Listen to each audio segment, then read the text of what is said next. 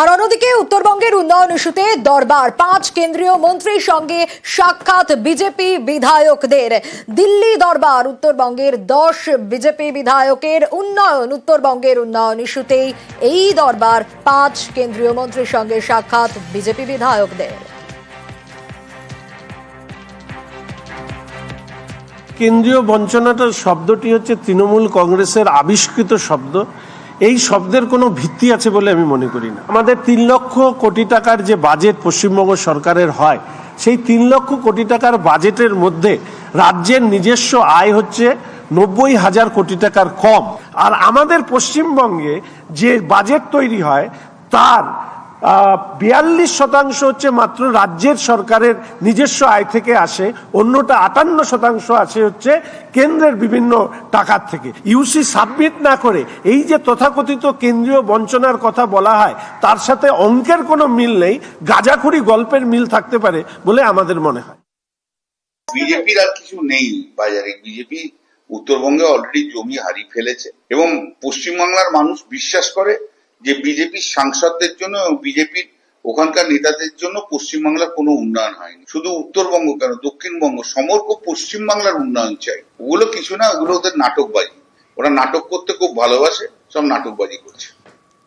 দিল্লি দরবার উত্তরবঙ্গের 10 বিজেপি বিধায়কের যে ছবি এবার দেখাবো, দিল্লিতে সুকান্ত মজুমদারের বাড়িতে বিজেপি বিধায়কদের আলাপচারিতা। পাশাপাশি আরো একটা ছবি দেখা গেল, এদিন ব্যাডমিন্টন খেললেন বিধায়করা।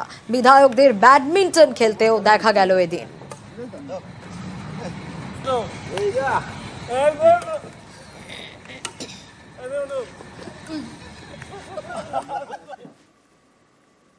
আর এবার নজর রাখবো কুমার গ্রামের পদ্ম বিধায়ক, তিনি বেসুরো। কেন এ কথা বলছি? কারণ বিজেপির সব পদ থেকে অব্যাহতির ঘোষণা করেছেন তিনি।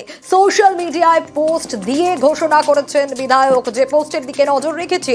কুমার গ্রামের বিজেপি বিধায়ক মনোজ কুমার ওরাও সোশ্যাল মিডিয়ায় দলের বিরুদ্ধে সরব হয়েছেন বিজেপি বিধায়ক। সোশ্যাল মিডিয়ায় পোস্ট দিয়ে ঘোষণা করেছেন বিজেপির সব পদ থেকে অব্যাহতি চেয়েছেন।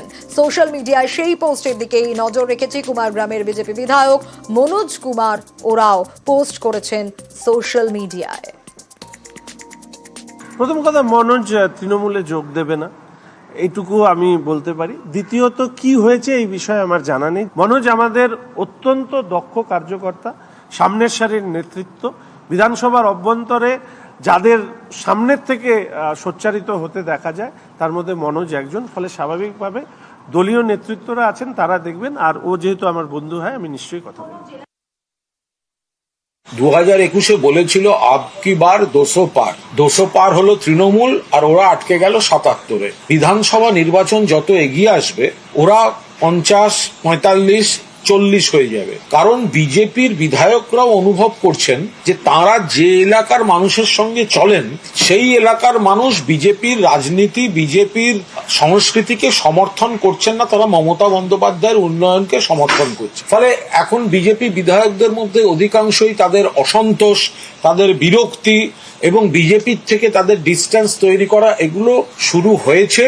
এবং বেশ কয়েকজন বিজেপি বিধায়ক অদূর ভবিষ্যতেই তৃণমূল কংগ্রেসে মমতা বন্দ্যোপাধ্যায়ের উন্নয়নে সামিল হতে যোগদান করার ইচ্ছা প্রকাশ করে আলোচনা চলছে। আগামীকাল লোকসভায় পেশ হবে ওয়াক অফ বিল। আর এ নিয়ে আগের দিন কি ছবি দেখা গেল? শাসক বিরোধী তরজা, একেবারে হাওয়া গরম।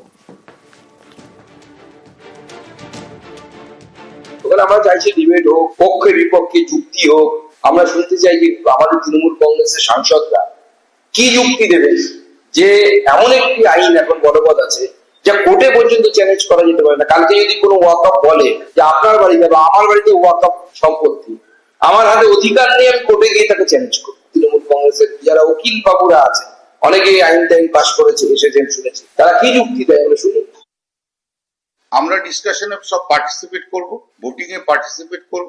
অনেক কনস্টিটিউশনাল পয়েন্টস ইনভলভ আছে, অতএব সেই মতো করে বলার চেষ্টা করা হবে। বিজেপি প্রভোগ করবে, বিজেপি বলতে দেবে না, বিজেপি ডিস্টার্ব করবে। ভারতবর্ষের মানুষের কাছে বলা দরকার আছে এই বিল কতটা অসাংবিধানিক। আজকে হয়তো মুসলিমদের অধিকার খর্ব করছে, কালকে আবার আসবে খ্রিস্টানদের অধিকার খর্ব করবে। একটা আগ্রাসী রোল এই গভর্নমেন্টের, মোদী গভর্নমেন্টের মাইনরিটিদের বিরুদ্ধে সেই আগ্রাসী ভূমিকার সম্পূর্ণ বিরোধিতা করতে হবে।